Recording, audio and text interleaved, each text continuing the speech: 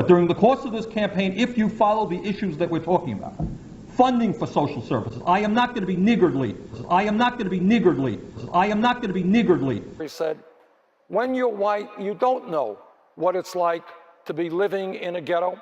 You don't know what it's like to be poor. I am not going to be niggardly. I think if you look at my record in terms of civil rights and other areas, you will find that it is consistently a very, very strong record. Any legislation we can point to? Well, legislation that benefits African Americans, yeah, we pass, but not specifically. Niggardly. That a Jesse Jackson could be elected with his kind of outreach to the people that are working that are in need. Yet he's black, and they know he's black, but they won't bring that issue out. Okay. Thank you very much for that question. Let me talk a little bit about Jackson. What Jackson has going against them is not primarily, in my view, is not primarily that he's black. I mean, there are some people who won't vote for somebody who's black, and that's that. I think the issue is not a racial issue. I think it's a class issue. Okay? Niggardly.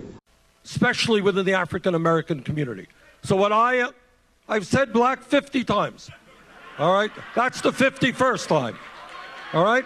But it is niggardly. You know, and I think one of the reasons the president has been able to move so far to the right is that there is no primary opposition to him.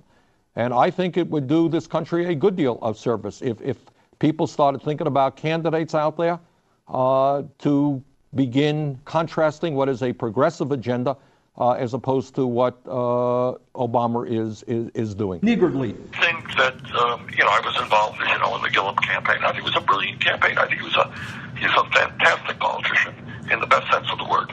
And I think, there are a lot of white folks out there who are not necessarily racist, who felt uncomfortable for the first time in their lives about, whether or not they wanted to vote for an African American. I think next time around, by the way, it will be a lot easier.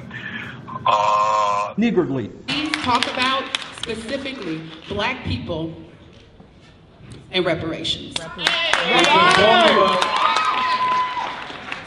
what I just indicated, in my view, is that when you and I may have a disagreement on this, because it's not just black, it is Latino. There are areas in America, in poor rural areas, where it's white. Niggardly. A lot of African Americans are starting to call for reparations for the many years of stolen labor through slavery. Is that something that you would support as president? No, I don't think so. I think it would be, first of all, its likelihood of getting through a Congress is nil. Second of all, I think it would be, very divisive. I think the real issue is niggardly.